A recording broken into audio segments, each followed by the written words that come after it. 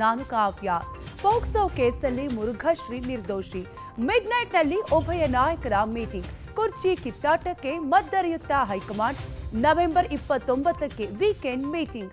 ಆಪ್ತೇಷ್ಟರಿಗೆ CM Siddaramaiah ನೀಡಿದ ಸಂದೇಶ ಏನು?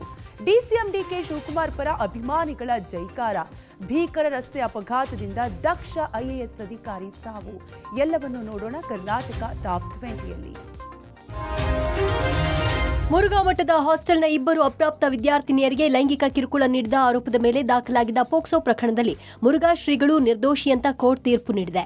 2022 ಆಗಸ್ಟ್ 26ರಂದು ಮೈಸೂರಿನ ನಜರಾಬಾದ್ ಠಾಣೆಯಲ್ಲಿ ಪ್ರಕರಣ ದಾಖಲಾಗಿತ್ತು. ಪ್ರಕರಣದ A2 ವಾರ್ಡನ್ ರಶ್ಮಿ, A4 ಪರಮಶಿವಯ್ಯಗೂ ಕೋರ್ಟ್ನಿಂದ ರಿಲೀಫ್ ಸಿಕ್ಕಿದೆ. 3 ವರ್ಷಗಳ ಸುದೀರ್ಘ ತನಿಖೆ ಬಳಿಕ ಚಿತ್ರದುರ್ಗದ 2ನೇ ಜಿಲ್ಲಾ ಅಪರ ಮತ್ತು ಸತ್ರ ನ್ಯಾಯಾಲಯದ ನ್ಯಾಯಮೂರ್ತಿ ಗಂಗಾಧರಪ್ಪ ಚನ್ನಬಸಪ್ಪ ಹಡಪ್ಪದ್ ಅವರಿದ್ದ ಪೀಠ ನಿರ್ದೋಷಿ ಅಂತ ತೀರ್ಪು ಪ್ರಕಟಿಸಿದೆ. ಇದರೊಂದಿಗೆ ಮೊದಲ ಪ್ರಕರಣ ಖುಲಾಸೆಯಾಗಿದೆ.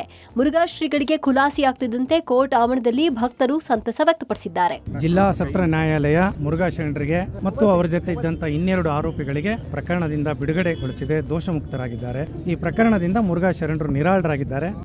ಎಲ್ಲರಿಗೂ ಸಂವಿಧಾನದ ಶುಭಾಶಯಗಳು, ಸಂವಿಧಾನದ ದಿನದ ಶುಭಾಶಯಗಳು.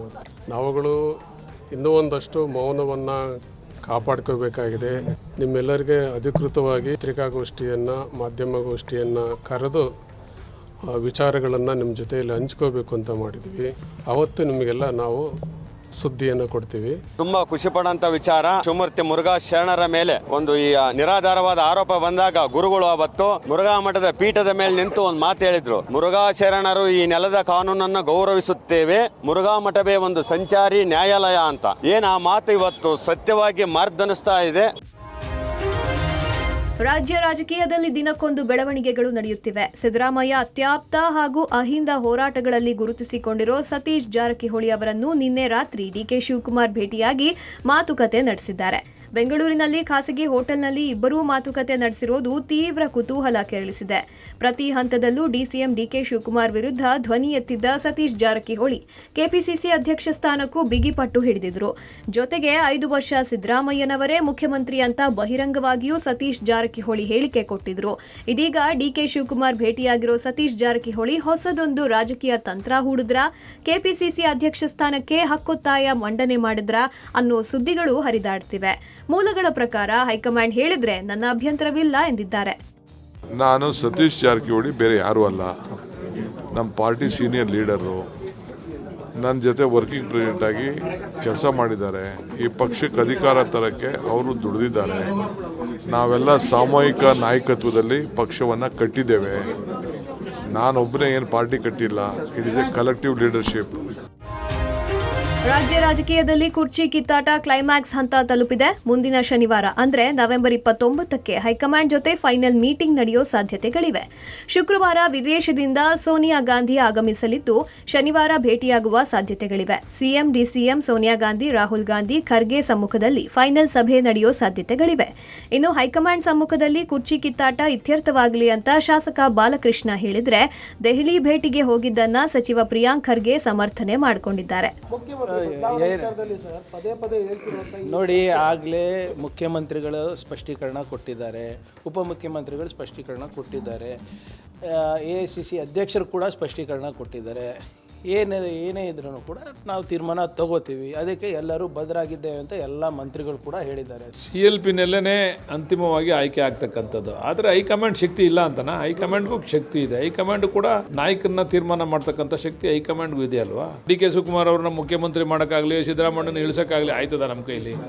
ಅಂತಿಮವಾಗಿ ಹೈಕಮಾಂಡ್ ತೀರ್ಮಾನ ಮಾಡ್ತದೆ ಅಂತ ಹೈಕಮಾಂಡ್ಗೆ ಮನವಿ ಮಾಡ್ಲಿಕ್ಕೆ ಹೋಗಿದ್ದು. ಏನಾರ ಒಂದು ಇತ್ಯರ್ಥ ಮಾಡಿ, ಇದು ಗೊಂದಲ ಇದೆ, ಒಳ್ಳೆ ಸರ್ಕಾರ ಇದೆ, ಸರ್ಕಾರ ಚೆನ್ನಾಗಿ ನಡೀತಾ ಇದೆ, ಇಂಥ ಸಂದರ್ಭದಲ್ಲಿ ಇಂಥಕ್ಕೆ ಎಲ್ಲ ತೆರೆ ಎಳಿರಿ ಅಂತ ಕೇಳಲಿಕ್ಕೆ ಹೋಗಿದ್ದು. ದೆಹಲಿಗೆ ಹೋಗಿ ಬಂದ ಶಾಸಕರಿಗೆ ಡಿಸಿಎಂ ಡಿಕೆ ಶಿವಕುಮಾರ್ ಬುಲಾವ್ ನೀಡಿದ್ದು, ರಾಮನಗರದ ಸಂವಿಧಾನ ದಿನಾಚರಣೆ ಕಾರ್ಯಕ್ರಮದಲ್ಲಿ ಭಾಗಿಯಾಗಿದ್ದ ಇಕ್ಬಾಲ್ ಹುಸೇನ್ ಕಾರ್ಯಕ್ರಮದಿಂದ ಅರ್ಧಕ್ಕೆ ಎದ್ದು ಬೆಂಗಳೂರಿಗೆ ಬಂದಿದ್ದಾರೆ. ಈ ವೇಳೆ ಮಾತನಾಡಿದ ಅವರು, ಡಿಸಿಎಂ ಡಿಕೆಶಿ ಕರೆ ಮಾಡಿ ತುರ್ತಾಗಿ ಬೆಂಗಳೂರಿಗೆ ಬರುವಂತೆ ಹೇಳಿದ್ರು. ಸಭೆ ಮಾಡ್ತಾರೋ ಮಾತುಕತೆ ಮಾಡ್ತಾರೋ ಗೊತ್ತಿಲ್ಲ, ಬರುವಂತೆ ಹೇಳಿದ್ದಾರೆ. ಹಾಗಾಗಿ ಹೋಗ್ತಿದ್ದೀನಿ ಅಂದ್ರು. ನಾನೊಬ್ಬ ಸಣ್ಣ ಶಾಸಕ, ನನಗೇನು ನೇತೃತ್ವ ಕೊಡಲ್ಲ. ನಾನು ಈ ಜಿಲ್ಲೆಯ ಮಗ, ಡಿಕೆಶಿಯು ಈ ಜಿಲ್ಲೆಯ ಮಗ. ಈ ಸಂದರ್ಭದಲ್ಲಿ ನಾನು ಅವರ ಜೊತೆ ಇರಬೇಕು. ಅವರ ಜೊತೆ ಇದ್ದು ಸಹಕಾರ ಕೊಡುವುದು ನನ್ನ ಧರ್ಮ. ನಿನ್ನೆ ನಿನ್ನೆ ಡೆಲ್ಲಿಯಲ್ಲಿ ಯಾರನ್ನೂ ಮೀಟ್ ಮಾಡಿಲ್ಲ, ಒಂದಷ್ಟು ವಿಚಾರವಾಗಿ ಚರ್ಚೆ ಮಾಡಬೇಕು. ಅದನ್ನ ಅಲ್ಲಿ ಹೋಗಿ ಶಾಸಕರ ಜೊತೆ ಚರ್ಚೆ ಮಾಡಿದ್ದೀವಿ. ಮುಂದೆ ಏನ್ ಮಾಡಬೇಕು ಅಂತ ಚರ್ಚೆ ಮಾಡಿ ವಾಪಸ್ ಬಂದಿದ್ದೇವೆ. ಕೆಲಸ ಮಾಡುವವರಿಗೆ ಕೂಲಿ ಕೊಡ್ತೀವಿ, ಸುಮ್ಮನೆ ಓಡಾಡೋರಿಗೆ ಕೂಲಿ ಕೊಡಲು ಆಗತ್ತಾ? ಡಿಕೆಶಿ ಕೆಲಸ ಮಾಡಿದ್ದಾರೆ, ಬೆವರು ಸುರಿಸಿದ್ದಾರೆ, ಹಾಗಾಗಿ ಅವರಿಗೆ ಕೂಲಿ ಕೊಡಬೇಕು.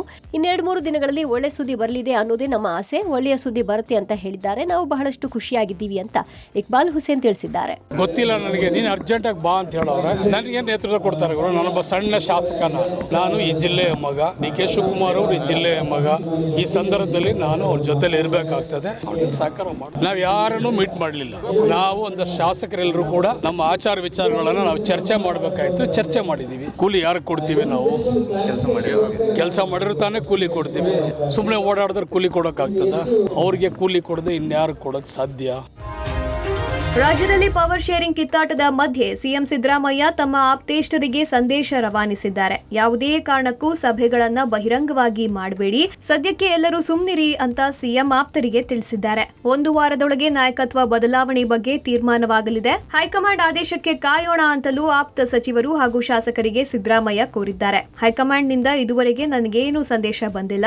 ಖರ್ಗೆ ಬಳಿ ನನ್ನ ನಿಲುವು ಕೂಡ ಹೇಳಿದ್ದೇನೆ. ನನ್ನ ಅಭಿಪ್ರಾಯವನ್ನ ರಾಹುಲ್ ಗಾಂಧಿ ಗಮನಕ್ಕೆ ಖರ್ಗೆ ತರ್ತಾರೆ. ಅದಾದ ಬಳಿಕ ನನಗೆ ಸಂದೇಶ ಬರಬಹುದು ಅಂತ ಆಪ್ತೇಷ್ಟರಿಗೆ ಸಿಎಂ ಸೂಚಿಸಿರುವುದಾಗಿ ಗೊತ್ತಾಗಿದೆ. ಇನ್ನು ಕಾಂಗ್ರೆಸ್ ಶಾಸಕಾಂಗ ಪಕ್ಷದ ಸಭೆಯಲ್ಲೇ ಸಿಎಂ ಆಗಿದ್ದು ಅಲ್ಲಿಯೇ ಹೊಸ ಮುಖ್ಯಮಂತ್ರಿ ಆಗಬೇಕು ಅಂತ ಮೇಲ್ಮನೆ ಸದಸ್ಯ ಬಿಕೆ ಹರಿಪ್ರಸಾದ್ ಹೇಳಿದ್ದಾರೆ. ಸನ್ಮಾನ್ಯ ಮುಖ್ಯಮಂತ್ರಿಗಳನ್ನು ಆಯ್ಕೆ ಮಾಡಿರ್ತಕ್ಕಂಥದ್ದು CLPಯ ಸಭೆ. ಅದಕ್ಕೆ ಅಬ್ಸರ್ವರ್ಸ್ ಬಂದಿದ್ದರು. ಅಬ್ಸರ್ವರ್ಸ್ ಏನು ರಿಪೋರ್ಟ್ ಕೊಟ್ಟಿದ್ದಾರೆ ಅದರ ಮೇಲೆ ಹೈಕಮಾಂಡು ಮತ್ತು CLP ತೀರ್ಮಾನ. ಅದು ಏನಾದರೂ ತೀರ್ಮಾನ ಆಗಬೇಕಂದ್ರೆ ಆ ಒಂದು ಮಧ್ಯದಲ್ಲಿ ಆಗಬೇಕಾ ವಿನಃ ಬಾಕಿದೆಲ್ಲ ಊಹಾಪೋಹಗಳು. ವ್ಯಾಪಾರ ಅಂತ ನಾನು ಒಪ್ಪಕ್ಕೆ ತಯಾರಿಲ್ಲ.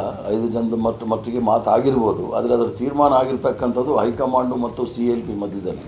ಆ ಥರ ತೀರ್ಮಾನ ಆಗಿದೆ. ಇವರು CLPನಲ್ಲಿ ಹೇಳ್ಬೋದಿತ್ತಲ್ಲ ಈ ಥರ ತೀರ್ಮಾನ ಆಗಿದೆ ಅಂತೇಳಿ. ಆದ್ದರಿಂದ ಪಕ್ಷಕ್ಕೆ ಎಲ್ಲರೂ ಸಹ ದುಡಿದಿದ್ದಾರೆ. ದೊಡ್ಡ ದೊಡ್ಡ ಎಲ್ಲ ನಾಯಕರು, ಎಲ್ಲ ಕಾರ್ಯಕರ್ತರು ದುಡಿದಿದ್ದಾರೆ.